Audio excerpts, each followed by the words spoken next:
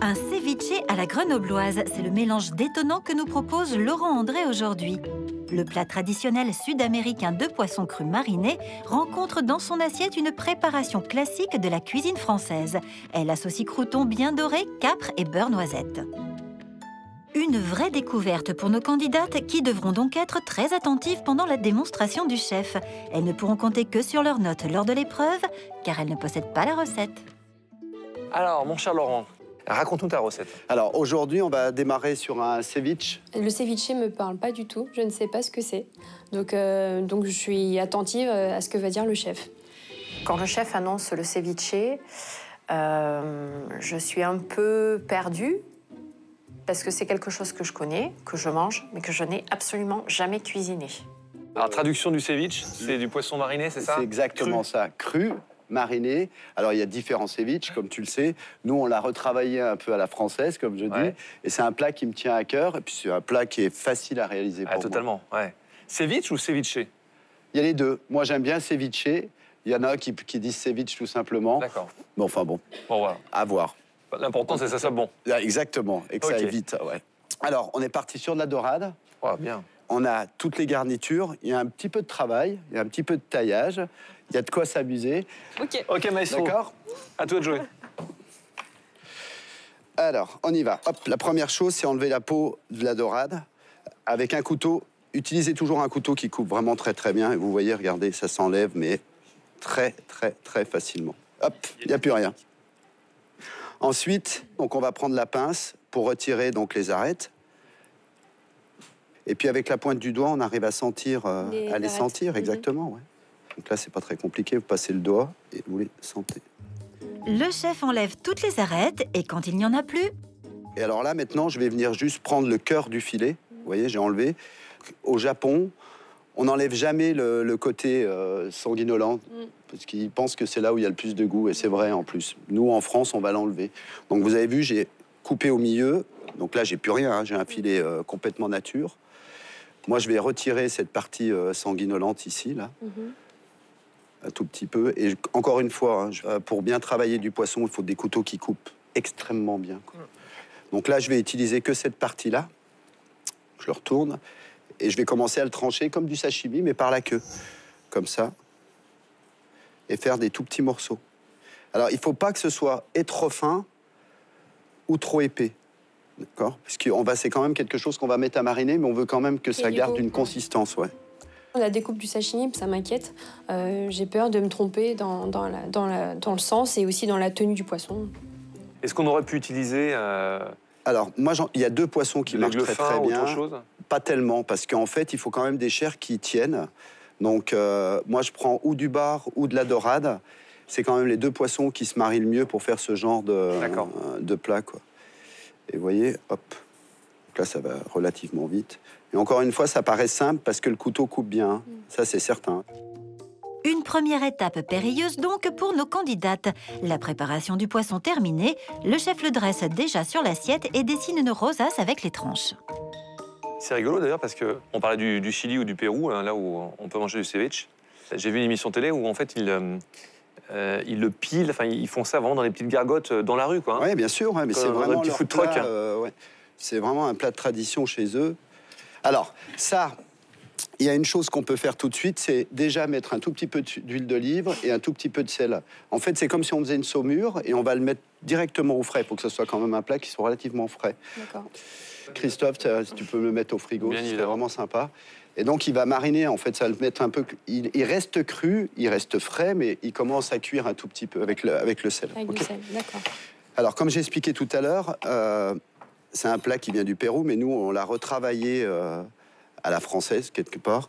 Et il y a une garniture que j'affectionne énormément, c'est la garniture grenobloise. Quand il annonce une garniture grenobloise, je dois bien dire que je suis sur la planète Mars. Je n'ai jamais entendu. Mais bon, je me dis que le chef va nous expliquer et que voilà, ça va faire partie des astuces avec lesquelles je vais repartir. Alors, est-ce que vous connaissez cette garniture-là? Capre, citron et pain de mie. Parfait, super, ouais. Alors moi, le pain de mie, les croûtons de pain de mie, je trouve ça top sur un poisson mariné comme ça, parce qu'en fait, ça apporte le croquant. Donc ça, c'est vraiment vraiment agréable. Donc voilà, vous voyez, ça prend 30 secondes. Et ça, on va les passer au beurre directement. Okay, et on va apporter, c'est un peu cette matière grasse qui va manquer sur le poisson. Ça, c'est la première chose. Ensuite, on va utiliser ce qu'on appelle des capres à queue.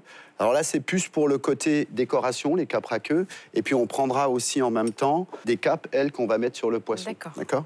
Donc, la capre à queue, eh ben, on la prend dans le sens de la capre, on la coupe en deux. Et on coupe qu'une partie, c'est ça qu'on va garder. À la limite, celles-là, je pourrais presque les retailler et les utiliser pour ma garniture grenobloise. Pas de perte en cuisine. Hein. Donc là, c'est facile aussi. Christophe, tu peux mettre la poêle à chauffer, qu'on fasse les croûtons, s'il te plaît? D'accord, donc ça va être pour la garniture. Ensuite, alors là, attention, hein, on prend juste un tout petit bout de piment. Soyez délicate avec ça parce que ça peut vite emporter et détruire la structure du plat. Et là, on va faire une toute petite brunoise encore plus fine qu'une brunoise traditionnelle. Là, sur une assiette, on va mettre la pointe d'un couteau. Alors le taillage, c'est quelque chose qui me fait extrêmement angoisser, puisque je sais que je n'ai pas la dextérité pour. Et comme je n'ai pas assez d'assurance par rapport à cette technique-là, j'ai peur justement de perdre du temps dans mon épreuve en essayant de reproduire exactement ce que fait le chef. Une recette piégée pour la championne. Elle ne quitte donc pas le chef des yeux. Laurent André met du beurre clarifié dans une poêle pour dorer ses croûtons. Il ne faut pas avoir peur de mettre la matière grasse sur les croûtons, d'accord? Parce que le crouton, qu'est-ce qui va se passer? Il va pomper le beurre. Donc, il faut vraiment que ce soit chaud. Si ce n'est pas assez chaud, vous allez vous retrouver avec une éponge de pain de mie, d'accord? Faire attention à ça. Et vous voyez, il fume, là. Donc, voilà. Et il faut que ça chante. Hein. Moi, j'aime bien tout ce qui chante. Hein. En cuisine, c'est important, quoi. Mais en attendant, c'est ce qui dit qu'on est à une bonne température. Et là, il faut bien les surveiller parce que ça va, regardez, vous voyez, ça va aller vite. Colorer, hein. Ah ouais. Et c'est marrant parce que ça colore bien, ça chante, ça croustille et en plus, ça sent bon. Hein. Ah ouais, ah ouais, c'est ça. On est des Français, on aime bien la matière grasse. Donc ça, vous voyez, regardez, tout de suite, ça c'est important, hein, n'oubliez jamais. La matière grasse, c'est bien, mais quand on peut la retirer au maximum, c'est mieux encore. Mais par contre, on va conserver le goût. D'accord? Donc ça fait partie des ingrédients qu'on va avoir besoin tout à l'heure. Et les candidates auront besoin ensuite de poivrons rouges. Le chef commence par enlever la peau du légume. Je pense que c'est impératif de retirer la peau. La peau se digère très très mal sur le poivron. Il y a beaucoup de personnes qui craignent ça. Perso, pas moi, mais il faut le faire. Donc, vous voyez, ça s'enlève très très facilement. Je vous conseille de le faire quand il est entier, parce qu'une fois qu'on va le couper, ça devient beaucoup moins pratique. Donc, je vais retirer juste un quart pour récupérer ça. Tac. On coupe en 4, on enlève les pépins. Et là, rebelote, on repart sur la brunoise. En fait, on va préparer un appareil à base de piment, de poivron, et c'est ça qui va venir agrémenter le poisson qu'on a taillé tout à l'heure. D'accord. Et toujours pareil, toujours en tout petits morceaux. Tac. Pour faire un plat aussi bon que coloré, le chef répète l'opération avec un quart de poivron vert et il met ses petits dés rouges et verts dans un bol. On va rajouter des capres. Tac. Et alors, une chose super importante maintenant, c'est l'assaisonnement accru. Et pour assaisonner et cuire, façon de parler, on va se servir donc de citron. Citron, et d'une autre chose que j'apprécie beaucoup, c'est le gingembre. Gingembre. Alors, la première chose sur le citron vert, c'est qu'on va récupérer le zeste du citron vert.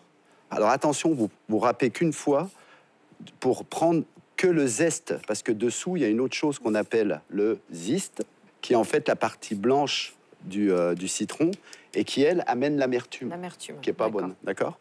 Donc c'est 2 ou 3 coups pour récupérer ça. Le chef récupère ensuite 4 suprêmes de citron vert qu'il détaille en brunoise et qu'il mélange au poivron et au capre. Alors, pour le gingembre, n'hésitez pas à rentrer bien dans le gingembre parce que les premiers filaments sont pas agréables du tout sur le gingembre. Voilà, donc je prends ça et là je reprends ma râpe et je vais venir rajouter encore une fois dessus le gingembre. Là, pareil, en quantité, c'est à peu près une bonne cuillère à café.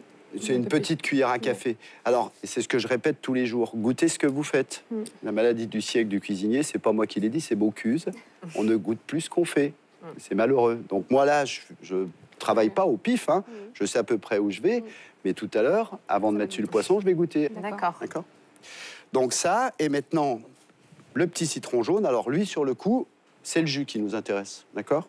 Alors un petit truc sympa pour récupérer le jus, pour que ça aille mieux. On le prend, on l'écrase sur la planche. On le ramollit bien et vous allez voir, on a l'impression de récupérer 2 fois plus de jus que sur un citron normal. Donc là, pareil, je vais venir dedans, hop.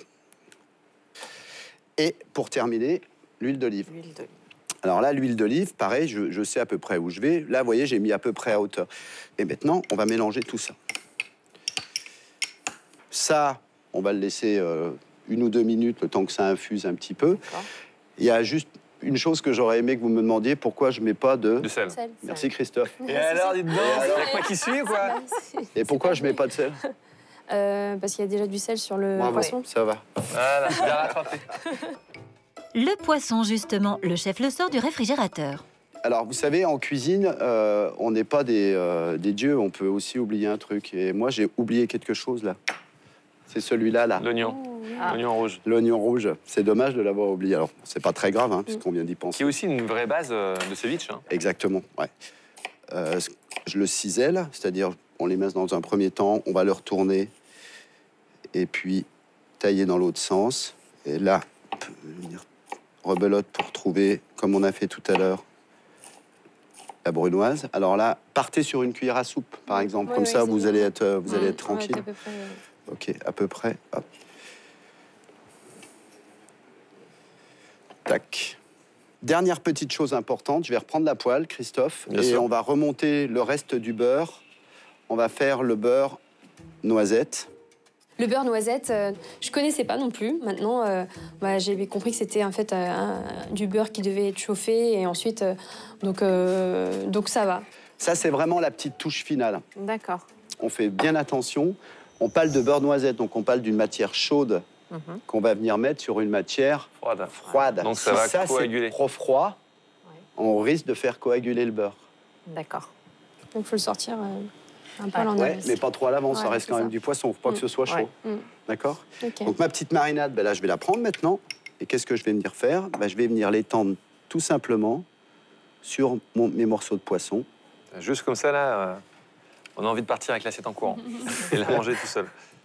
Et là, maintenant, ben, on va venir s'amuser à poser nos crêpes raqueux qu'on a coupées tout à l'heure. On va venir chercher les croûtons qu'on a fait. Alors, ce qui est agréable, c'est ça, en fait. Hein. C'est le côté croustillant avec le poisson. Moi, j'aime beaucoup. Hein. Et donc, quand on prépare notre petite sauce un petit peu à l'avance, est-ce qu'on doit le laisser à température ambiante ou est-ce qu'on peut le mettre au frais? Non, moi, je pense qu'il vaut mieux que vous le laissiez dehors. Moi, D'accord. j'appelle ça des condiments, c'est pas une sauce, ça. D'accord. Une sauce, c'est une préparation où il n'y a pas de matière à l'intérieur. C'est un liquide, quelque part. D'accord. À partir du moment où il commence à y avoir des petits morceaux de quelque chose dans du liquide, ça devient un condiment. D'accord. Donc, très le bien. condiment, vous le laissez dehors. C'est mieux. Il vaut mieux qu'il soit à température. D'accord. Et là, c'est la touche finale. Vous voyez, il fiche pas là, parce qu'on on a de la chance, hein, tout va bien, hein, d'accord. Et vous, quand vous allez le faire, si c'est trop froid, ça va figer, hein, ça c'est certain. Le chaud-froid, c'est quelque chose que je fais, mais sur d'autres types de recettes. Je me dis, il faut juste que j'arrive à sortir l'assiette un peu en avance pour éviter la coagulation. Voilà. Voilà, mesdames. Merci beaucoup. Merci pour, Ça va, hein. pour ce Merci cours. Laurent André. Facile, de rien, monsieur Christophe. On retrouvera cette recette sur france2.fr. Moi, je suis très fan de l'homme et de cette recette. Les filles, bon courage. Merci beaucoup. Je pars confiante. Je me dis que j'ai bien pris les notes, que j'ai bien regardé. Voilà, je vais y aller à l'instinct, comme j'ai l'habitude de faire, et je me dis que ça va passer. Je me dis, ça peut être très difficile de réaliser cette recette-là. Elle paraît facile, mais c'est là où le piège se trouve.